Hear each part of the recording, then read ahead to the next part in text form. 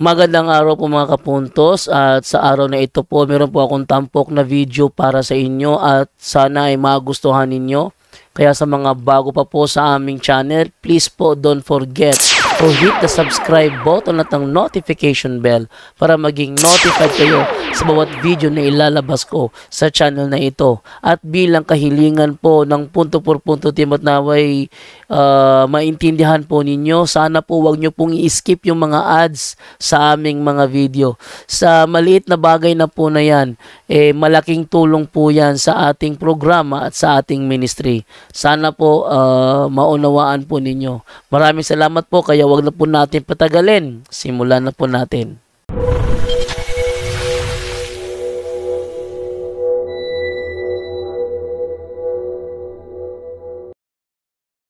Halos lahat ng mga sulpot, hindi nila pinaniwalaan na si Kristo ang founder ng Katoliko. Ang tanong ko, may mababasa ba sa Biblia? Ibig sabihin, parang balik to sa mga sulpot, no? Ang tanong ko, may mababasa ba sa Biblia kung sino ang founder ng kanilang relihiyon? Ay, sabihin nila dyan, bro, si Kristo ang founder ng aming relihiyon. Wala naman kaming turo na si Charles Parham ang aming founder eh. Pero kung i-check mo sa internet, nakalagay doon 1800 lang sila lumilitaw eh. Sasabihin naman nila, ay hindi yan gawa lang ng tao yan. Huwag niyo paniwalaan yung internet. Alin ba ang inspired Biblia o internet? Nakakatawa, no? Oo nga eh. Ayaw nila ng internet kasi booking sa internet. Pagtitirahin nila ang Katoliko, gumagamit sila ng reference sa internet. Iyon, oh. Pero pagka idepensa, ibig sabihin, pagka gusto nila, ang pinakakuha nila talaga, Bible alone lang sila. Oh. Bali, ito na lang pangalawa kong tanong naman. Ano yan? Galit sila o kaya madalas nila binatikos ang mga banal natin sa Katoliko. Ang tanong ko naman, meron na bang naging banal sa mga sulpot? May ibang banal sa kanila? Sabihin wag lang natin isama yung yung before sa Protestante. Ibig sabihin, after kay Martin, ibig sabihin, ito na, kasi alam ko nung unang panahon, merong mga nagiging banal na ibig sabihin, dati kasi silang Katoliko, tapos dinadala nila din mga nagiging banal. Okay, no? So, ang masasagot natin dyan is, pag sila tinanong mo kung meron na bang naging banal sa kanila, sasabihin nila, meron na. Sino? Yung kami. Kami, mga banal kami. Buhay na banal. Kami. Ganun sila, bro. Dahil dati akong protestante. Alam ko yan. Alam ko yan. Ganyan sila magsalita. Oo. Okay. Ito naman yung isa ko naman tanong kasi medyo nakuhan kasi ako dito sa mga sulpot pag magsalita eh. Ito naman tanong ko. Ayaw nila paniwalaan naman, 'di ba? Dinadala nila na si Kristo din ang founder nila. Pero ayaw nila paniwalaan na si Kristo ay Diyos. Ngayon, alam naman natin kung sino yung founder nila. Ito na lang tanong ko.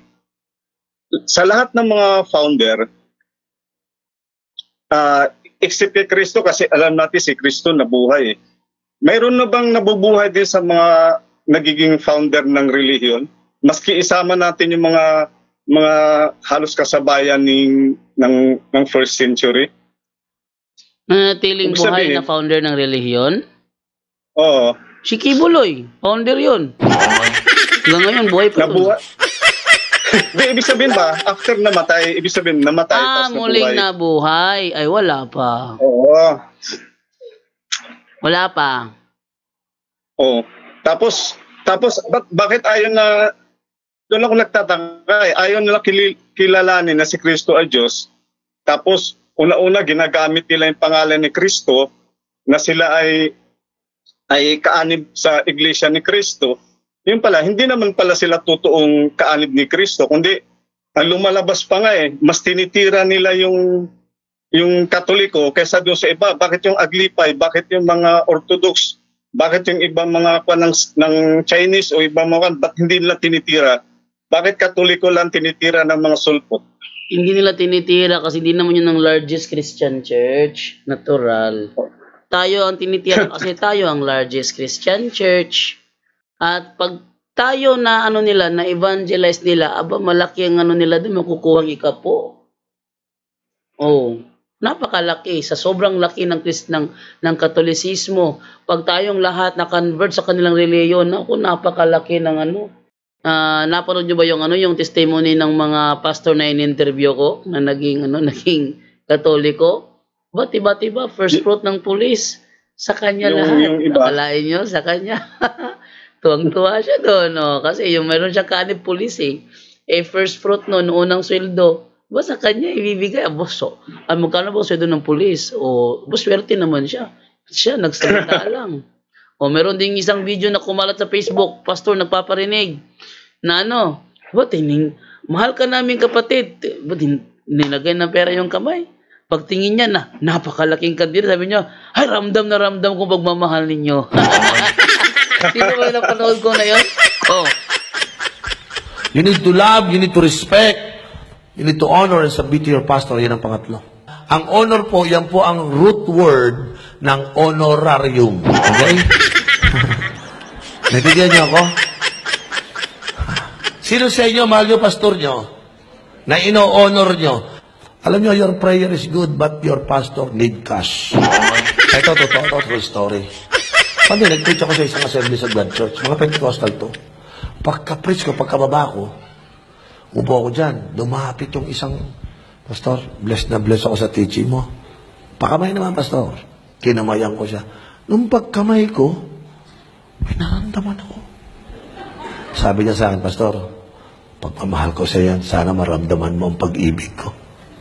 Pagtingin ko, pare, tagpa 5,000, tinignan ko, 10,000.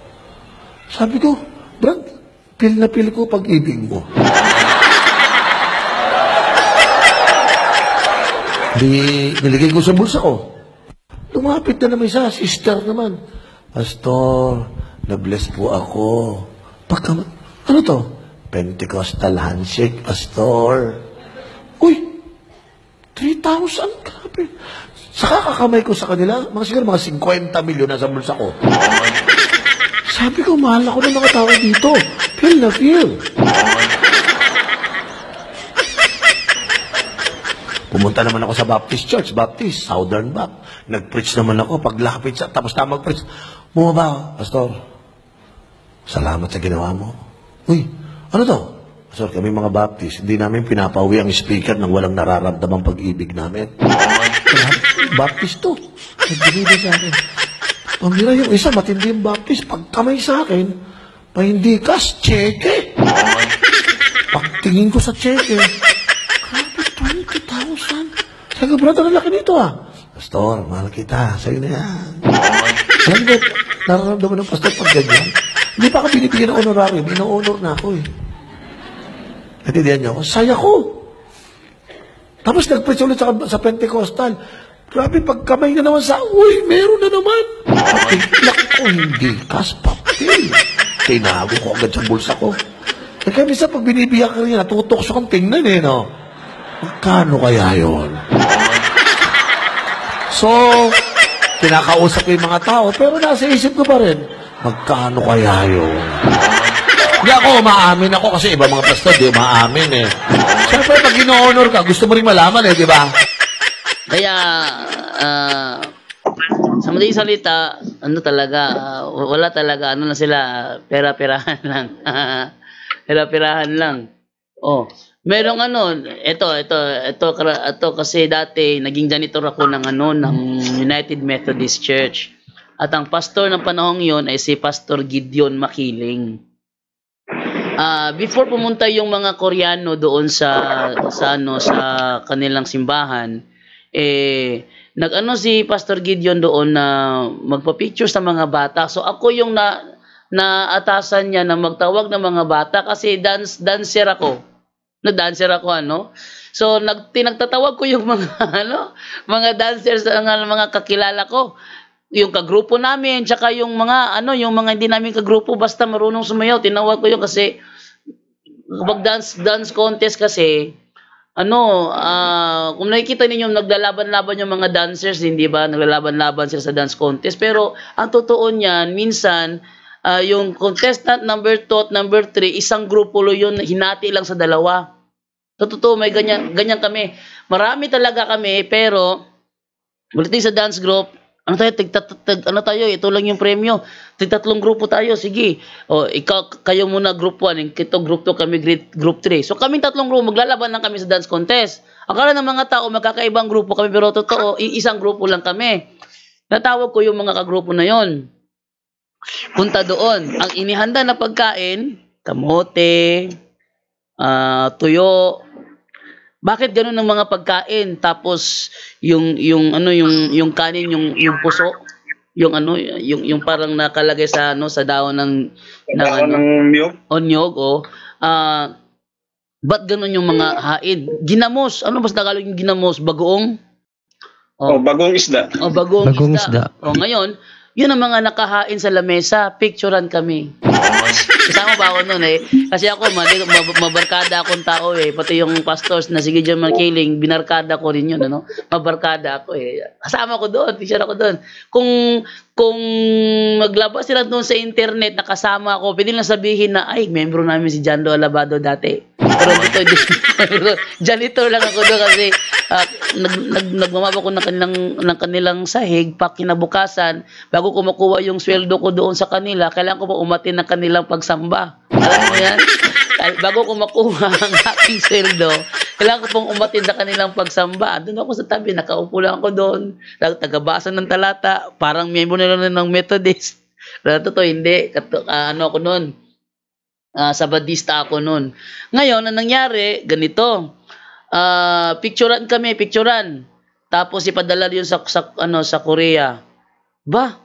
Ang daming suportang dumating. Pati mga Koreano, Hindi, pag mayroong Bible study ginagawa yung pastor, punta kami ng Malaubang, Bible study sa house to house. Ako ang ginagawang assistant nun, kalayo sa Badista, assistant ng pastor Methodist. Ako tagabasa, minsan ako pa yung sinasabihan niya na ipaliwanag mo ito para akong ano ba tawag doon ba John Ray? Sa Badista, pero nangangaral sa Methodista. Yun ang buhay ko dati. So talagang ginagawa nila yan bro para makakuha ng maraming suporta. At sabi nga nung isang pastor na interview ko, halimbawa ganito, mga estudyante, picture nila, ito yung gagawin scholar. Tapos yung mga supporter doon sa ibang bansa, magbibigay ako 10,000 buong sa bawat estudyante. Sige, 10,000, yan.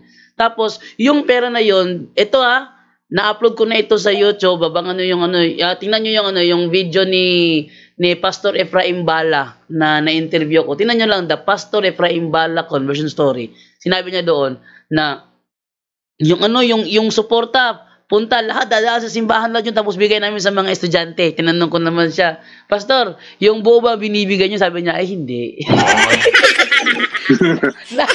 nasa bulsa. Bibigay konti na lang yun. Pero, ayun. Tapos, tatakutin ng mga magulang pag hindi nagsimba, tatanggalin sa scholarship yung kanilang anak dahil nakatanggap na, matatakot na tanggalin yung anak nila. Kaya, forced mandatory simba sa araw ng linggo. Ganon din ang nangyari nung ako ay, ginawang, janitor ng Methodist.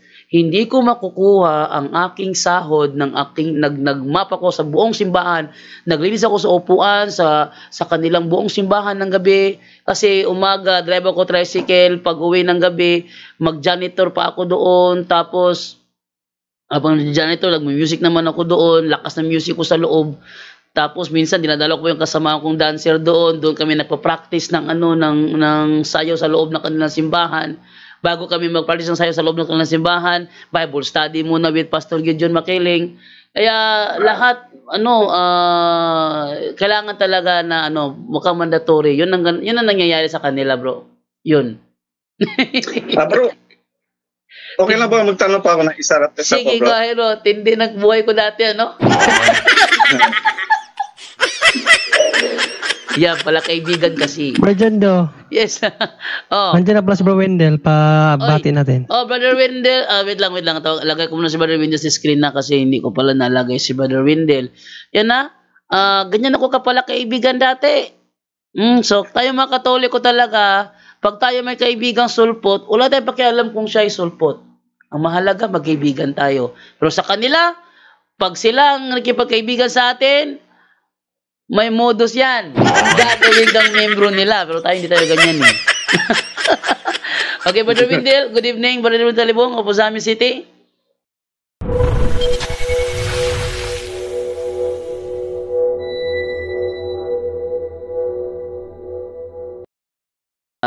Bago ako napadpad kay na Brother Wendell Talibong, ganun na nangyari sa akin. Oh.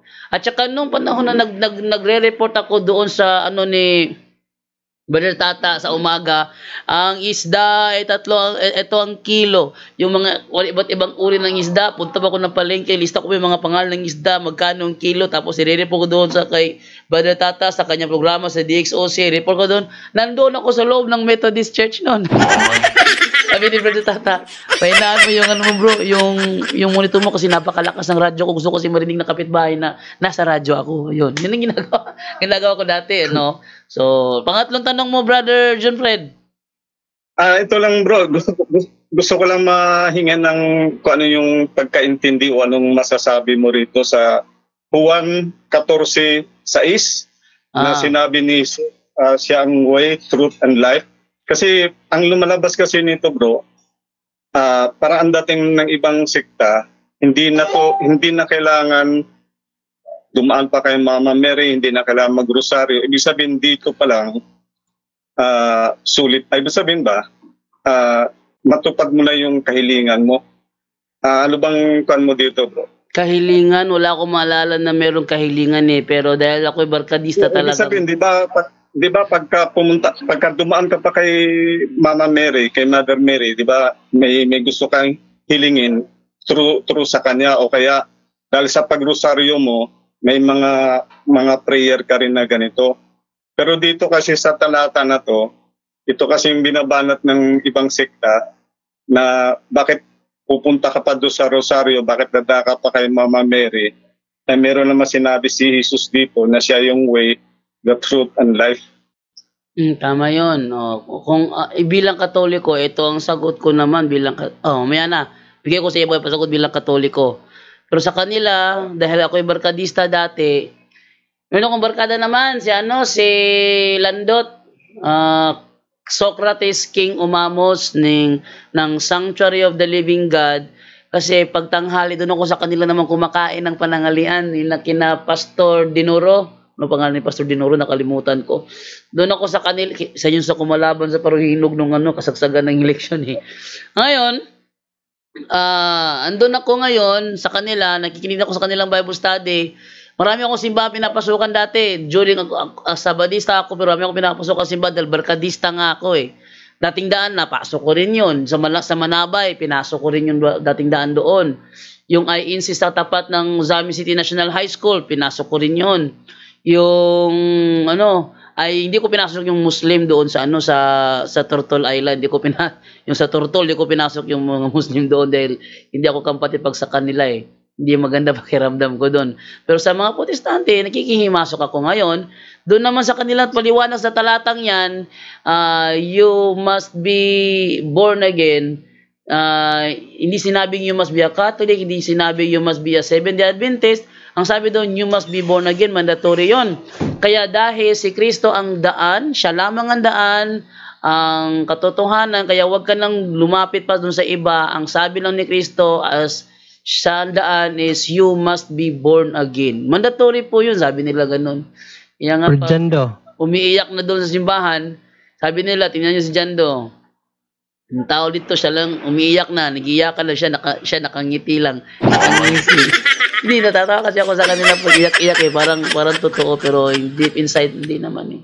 Kaya yon, Yan ang kanilang paliwanag. Pero sa paliwanag ng Katoliko, anong masasabi nila sa 1:14-6? Bigay ko ang pagsagot kay Brother John Ray. Brother John Ray? Yes, tandaan natin kapatid,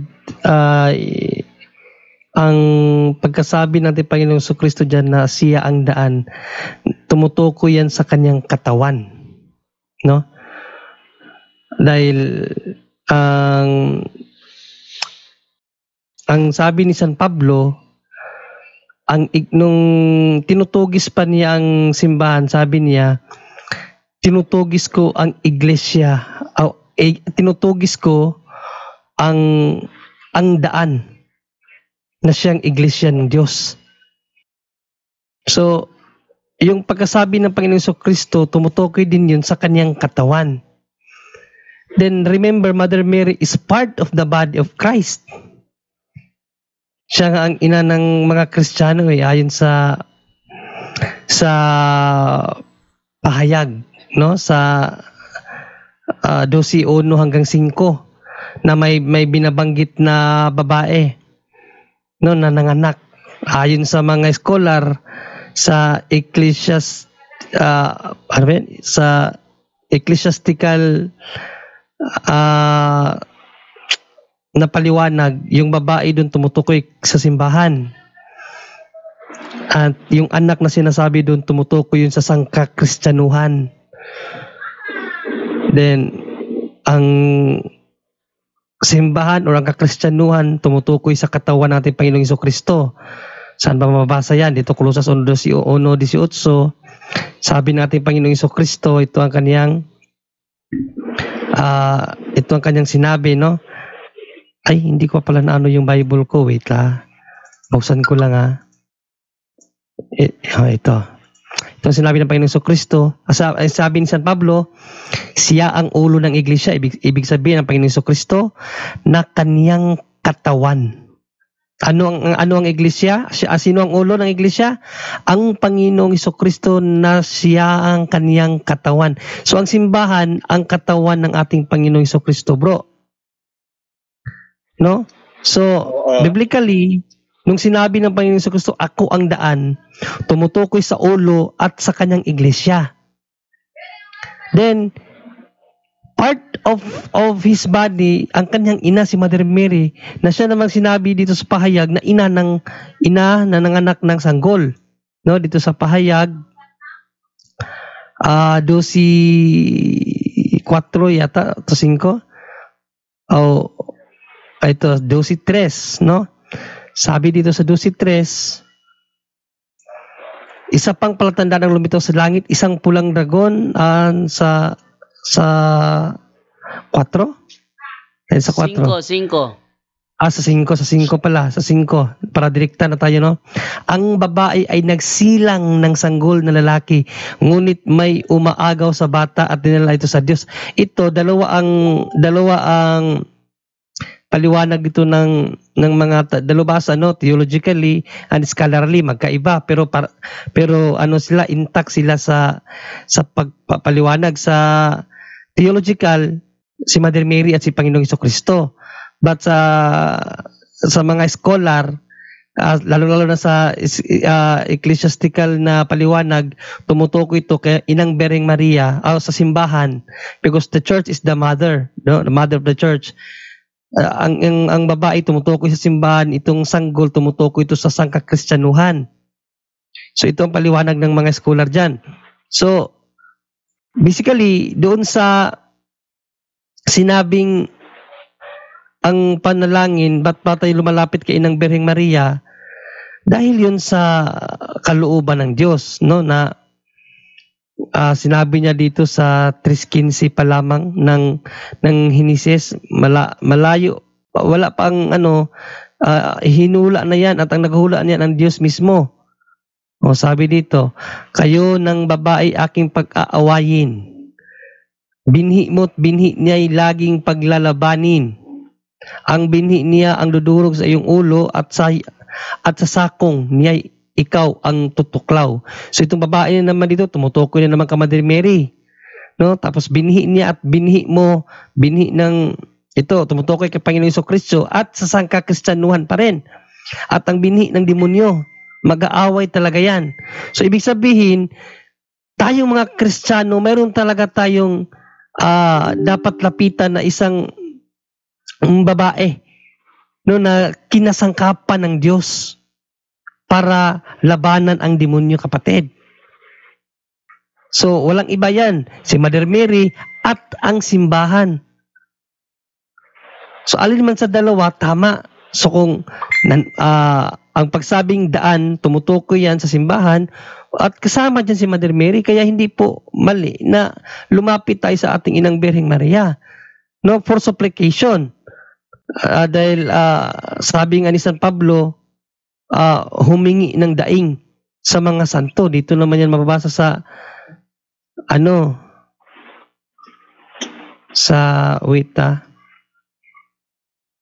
Unang Timoteo, no? Unang Timoteo 1:1 hanggang 2 sa KJV, basahin sa KJV. Unang Timoteo ba 'yon or kalimutan ko yung talata? Ephesians ba yun, Bro Jando? Ang ano yan, Brother Junre? Yung ano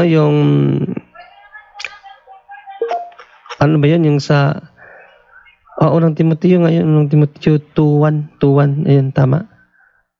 1 Timothy 2:1 pala. Yung sa supplication, ayan ito at intercession of the saints. Kanino ba tayo pinapalapit? Dito. I exhort therefore that first of all supplications, prayers, intercessions, and giving of thanks be made for all men, for kings, and for all that are in authority, that we may lead a quiet, peaceable life in all godliness and honesty. So may paghihingi, kapatid, ng dagdag panalangin at intercessions, no? Para sa lahat. Kasama ba ang mga santo dyan? Kasama. Bakit? Dito yan sa Ephesians 18:18. Kasi dito, ang alibay nila dito, sa mga buhay lang daw to, hindi kasali ang mga patay. Pero mali po yun, dahil kung titingnan natin sa Hebrews 12:22-23, pinapalapit po tayo sa kanila, no? Basahin natin sa ito. But you are come unto Mount Zion, unto the city of the living God, the heavenly Jerusalem. Gusto ko mapansin nyo itong pinakaunang dito, no? You come, no? Dito. But you are come. Pinapalapit tayo saan? Saan tayo pinapalapit? Dito sa 23. Una pala sa mga angel. Yan. Sa mga angels. Pangalawa, to the general assembly and church of the firstborn. Ito naman, tumutukoy sa firstborn, sa mga patriarchs at sa mga unang Kristiyano, no? Which are written in heaven. Ayan, which are written in heaven. And to God, the judge, and all to God, and to the spirits of just men made perfect. Ito bang spirit of men? Ito. Come to the spirits of man made perfect. Saan yan, kapatid? Sa langit, sa lupa? Sa langit yan. Kasi kung babalikan mo sa 22, but you are come into the Mount of Zion, the city of the living God. So tumutukoy yan sa mga santo na nasa langit, kaya pinapalapit tayo doon. Kaya yung sinasabi nilang hindi tumutukoy kay Mother Mary or sa mga santo, ang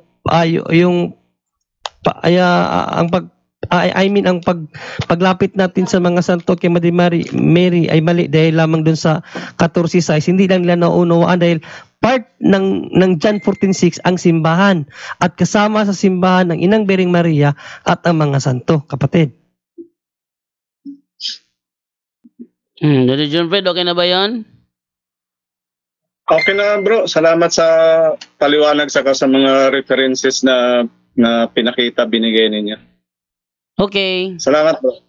Salamat, Bro Jando. Okay, thank you sa iyo, Brother John Fred.